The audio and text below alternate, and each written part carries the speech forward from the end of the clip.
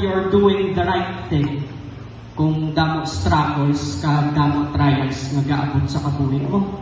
And you are blessed nga sa amo na yung nga edad, ari na kamo sa church, ginagamit kamo. Kaya if you are going to look at your own generation, sini nga mga panuigon, mga kauturan, tama ka layok, tama ka sensitive nga klase sa generation. Pasalamat ka mo nga you are belong here in the church. Pasalamat ka mo nga workers ka mo sang Ginoo. Kay kung workers ka mo sang kalibutan, your life would be useless. So if you have Bibles with me, would you please stand to honor the Word of God? I have a topic here sa gumahapon in the book of Luke chapter 16, verse 19, mga kauturan. Luke chapter 16, verse 19, the Word of God said, "There was a certain rich man, which was clothed in purple and fine linen, and fared sumptuously every day. And there was a certain beggar named Lazarus, which lay at his gates, full of sores, and desiring to be fed with crumbs, which fell from the rich man's table. Moreover, the dogs came and licked his sores." Ma-pray kita. Apay ka naman ito, salamat sa inyong pulong ninyo, salamat sa inyong gugma, salamat sa inyong grasya, sinigahapon na may.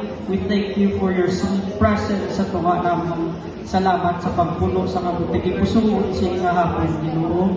Be with us, give us enough knowledge and understanding sa inyong mga pulong mo, may. Kagaya kong maalam na mapatpat ko Ginoo pagi sa inyong mga revelation sa amin. Help us and guide us to understand your word, for your words are high in Ginoo. Salamat sa grasya mo. We give you all the glory and praises in the name of Jesus Christ we pray. Amen. You may now be seated, mga kauturan. In a story is a very common, very familiar din na story sa aton, mga kauturan. There was a certain rich man, magkarano ng tao, na may panapton na purple, na fine na linen, mga kauturan. And he is fared sumptuously every day, adlaw-adlaw. And there was a certain beggar named Lazarus, which lay at his gate, puno sa hubag, nagapanugdong na kung tani makakaon siya. Pero ang mga makaon niya lang is all those crumbs or mga bumho or bilin-bilin na nagakahulog sa table sa kining manggaran ng mga kauturan. Now, bato-bato naton. Ang purple na color sa una is considered as one of the most expensive nga dye. Mahal-mahal na siya sa unang panahon, mga kauturan. And it was made from a murex na snail. And good light na siya pangitaon.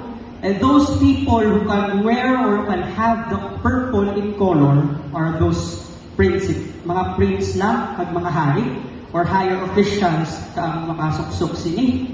And also, these are the colors of the kings sa munang time. Nag-represent siya sa authority, kag-royalty, sa isa ka tao. Now, na-mention man natin that he is wearing something fine linen or pino nga lino, mga kauturan, kag dekalidad gid nga klase ka tela. Naga-symbolize ini nga ang tao nga gina-describe sa inyong story is not just a normal nga manggaranon na person, kundi perdi sa ila ka manggaranon. Or isa siya sa mga opisyal kag may taan siya nga estado sa kabuhi. Kag perdi siya ginapasuksok sa mga amuni nga mga panapton, mga kauturan.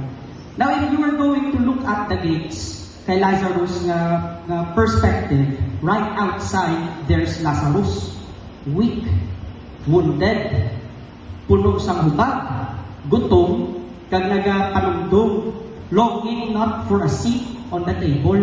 Wala siya nagapanumdum nga makapungko siya sa lamisa nga puno sa pagkaon, kundi nagapanumdum lang siya nga kung tali bisan bilin na lang, kag bumbo na lang ang makaon niya. He is weak, and even the dog came and licked his sores.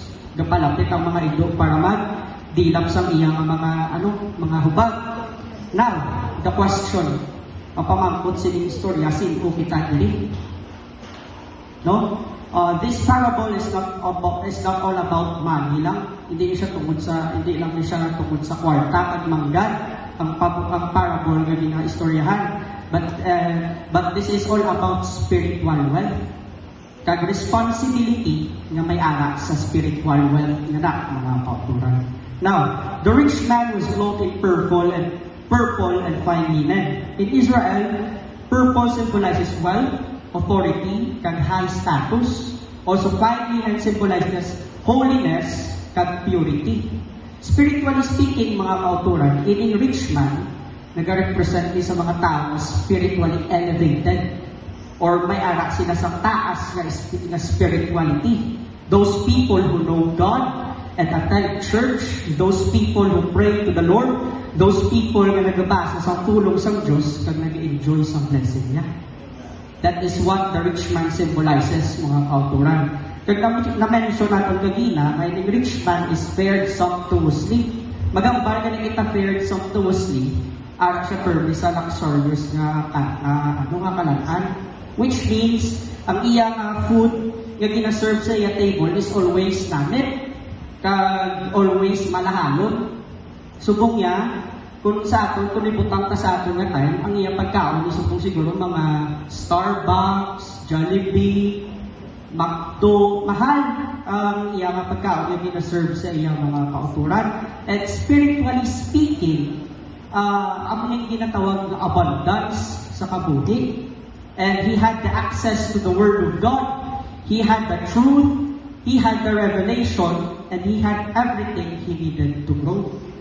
Kung istorya ka spiritually. Now sa aton, let us be all honest, mga kauturan. Kita ni ang gina-represent sa rich man. Di ba la? If we are going to look at our spiritual status, subong we are spiritually rich sa kingdom sa Diyos. We have prayer. We have the scripture, the word of God, nga ginahatag sa aton every Sunday. We have fellowship. We have the truth nga kinahanglan naton mag-grow. Maayo pa ganyan kita kay permi kita di sa simbahan niya. Diba? Every Sunday, every weekend, adi kita di, Sabado, Domingo, we have the chance to charge. Kung daw makapoy na gig. Pastor Joven once said, mga kauturan, sila niya kakapoy kung saan kabuhi kung wala ang Diyos. Tuod man, kapoy di pa tuod ang kabuhi kung wala Diyos. Kaya we can see people around us struggling. Especially ang mga unbelievers, we can see them struggling sa kabuhi. Abo na bless kita sa life story ni Sister Julian, kaya naaari siya sa church, nasaktan siya sa covering sa blessings ng Diyos, na no matter how hard life is, no matter how unfair life is, still ang wings ng Ginoo nag-cover sa iya. Kaya hindi ka siya makita na doon makapoy sa iya perdi, kaya tungkol nga may ara sa Diyos na gina-recharge ang mga kauturan, may ara sa Diyos na ginadampan, sa tayo niya pinanglan niya. Ito, kung sa imo man nga side, kung ara ka sa sitwasyon, Mr. Julian, kag wala ka Diyos, probably subukway ka na di.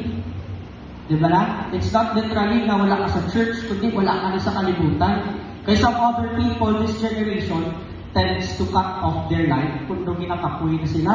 Wala sila kabalo kung anong brahon nila. Hindi sila kabalo mga muyo. Hindi sila kabalo magluhod sa Diyos. Hindi sila kabalo magpalapit sa Diyos. And even worse, they don't even know God. Di ba lang?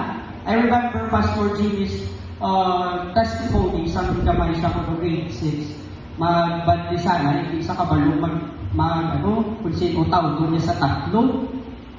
Some other people, may mo na sila thought nga mag-abot na galing manawag sila sa Diyos, hindi na sila kabalo kung sino tawag nila, di ba lang? Pagkaadyan ka na, ang mga experience mga kauturan, and we are blessed. I-consider ta nga kung kaugalingon nga blessed kita. No matter how empty we are, no matter bisan wala o bulsa ta, bisan wala kita ikaon sa balay, we are blessed sa Jacob. Hindi tungkol kay wala kita, kundi we have everything that we need mga kauturan, and we have Jesus. And one of the blessings nga may ala kita is kita sa church. may pastor kita. Di ba lang?